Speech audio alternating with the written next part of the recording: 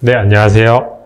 저는 지금 다원수학 목동관에서 강서 MD반 내신 대비반 수업을 진행하고 있는 서울대학교 수학교육과를 졸업한 김대훈이라고 합니다.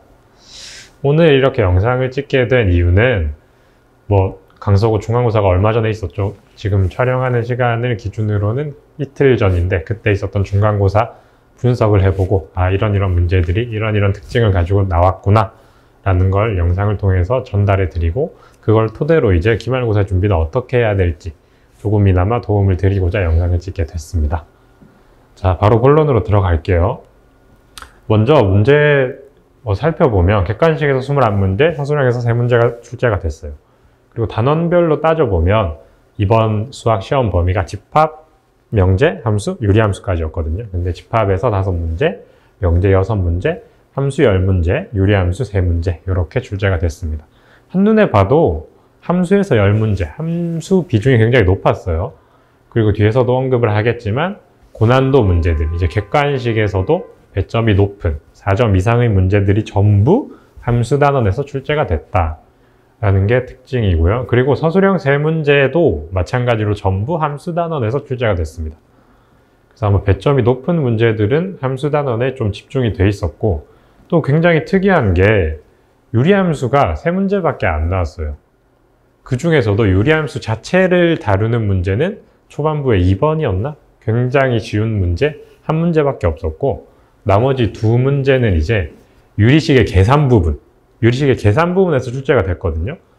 근데 그것도 어떤 문제들이 출제됐는지는 이따 한 번 더 언급을 하겠습니다. 이 정도로 알아두시면 될 것 같고, 단원별로 나온 문제들이에요. 집합 명제는 굉장히 무난한 문제들이 대부분이었고, 함수는 고난도 문제들이 집중되어 있었고, 유리함수는 3문제밖에 출제가 되지 않았다. 이 부분과 관련지어서 이따가 기말고사 예상하는데 한 번 더 언급을 하겠습니다. 자, 시험의 특징을 첫 번째부터 알아볼게요. 먼저 예상했던 대로, 제가 그대로 예상했던 대로 예전 영상에서 예상한 게 있어요. 옳은 것의 개수를 묻는 문제가 이렇게 2문제 등장을 했습니다. 3번과 11번. 집합에서 한 문제, 11번 명제에서 한 문제. 그러니까 이런 문제들의 특징이 뭐냐면, 자, 3번 문제를 볼까요? 집합들 중에서 서로서 관계가 되는 것은 몇 개인가? 라고 묻고 있어요.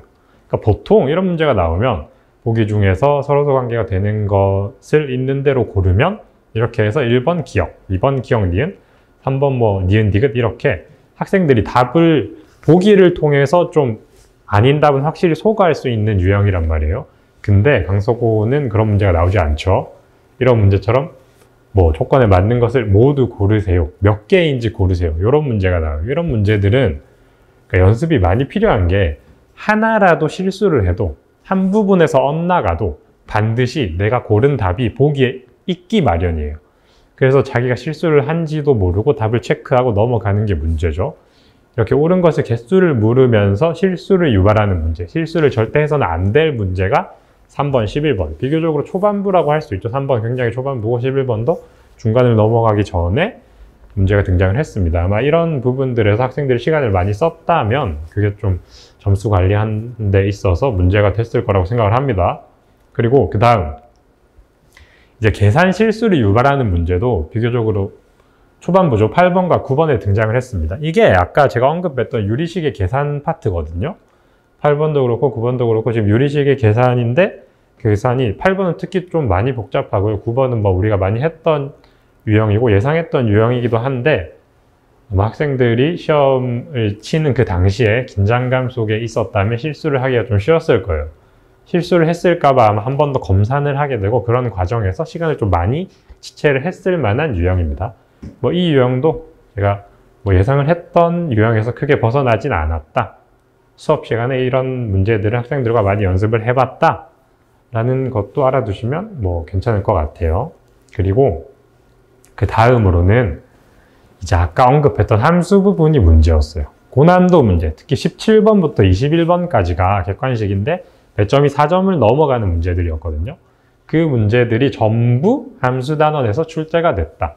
함수 학생들이 어려워하는 1대1 함수, 함수의 개수 고르는 문제를 보면서 얘기를 할까요? 17번은 함수의 개수를 고르는 문제, 약간 경우의 수와 비슷한 유형이긴 한데 집합이랑 엮어서 함수에서 문제가 나왔고요. 그리고 18번, 19번, 20번, 21번 전부 실근의 개수를 묻는 문제였어요. 실근과 뭐 실근의 합, 실근의 개수 이런 거, 합성함수와 역함수, 뭐 그런 여러 가지 함수, 항등함수, 여러 가지 함수의 정의를 이용해서 실근의 개수와 합을 묻는 문제. 이런 문제들 특징이 뭐냐면 엄청 어렵진 않아요. 아마 최상위권이나 상위권 학생들은 뭐 무난하게 풀 수 있을 만한 문제였어요. 근데 이제 시간이 좀 많이 든다라는 게 특징이죠. 그래서 이런 5문제나 함수에서 고난도라고 할 수 있는 문제를 출제를 했고 그 문제들을 자세히 살펴보면 시간이 오래 걸리는 문제들이다 라는 게 뭐 이번 중간고사의 큰 특징이었습니다. 이런 문제들에서도 아마 학생들이 얼마나 시간을 많이 세이브했느냐가 점수 관리하는 데 있어서 굉장히 큰 요인으로 작용을 했을 거예요. 그 이유가 뭐냐면 이 뒤에 등장하는 강서구 중간고사의 특징 때문에 아마 시간을 많이 세이브하는 게 중요한데 서술형이 3문제가 나왔어요. 근데 역시나 이때까지와 다르지 않게 예상했던 대로 무난한 문제들이 출제가 됐습니다.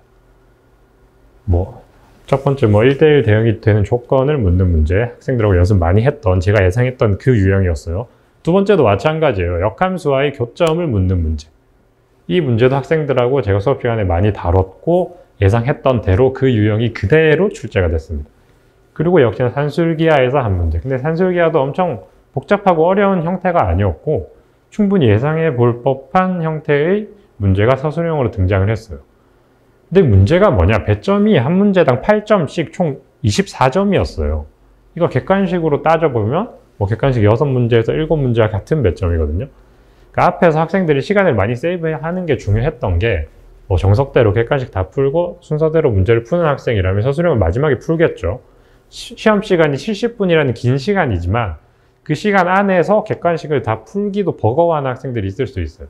왜? 아까 봤던 대로 실수를 유발하는 문제가 많기 때문에 학생들이 긴장감 속에서 한 번 더 계산을 하게 되고 고난도 문제들의 특징이 시간을 많이 들여야 한다라는 게 이번 중간고사의 특징이었거든요. 그래서 그런 데서 시간을 많이 세이브를 못했다면 서술형을 푸는데 시간이 굉장히 부족했을 거고 그러면 몇 점이 날아가는 거죠. 24점이 고스란히 날아갈 수도 있다는 소리예요.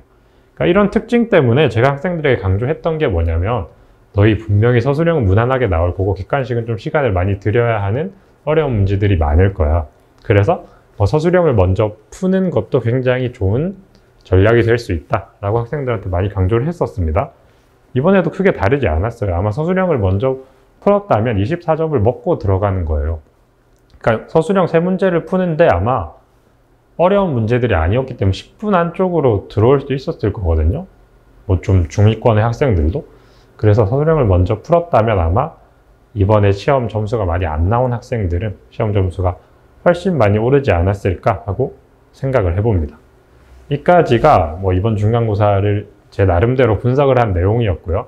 그럼 이 분석한 내용을 토대로 총평을 한번 해보고 이제 기말고사를 예상을 조금 해보겠습니다. 총평을 해보자면 아마 상위권 학생들이나 최상위권 학생들에게는 좀 문제가 쉬웠을 거예요.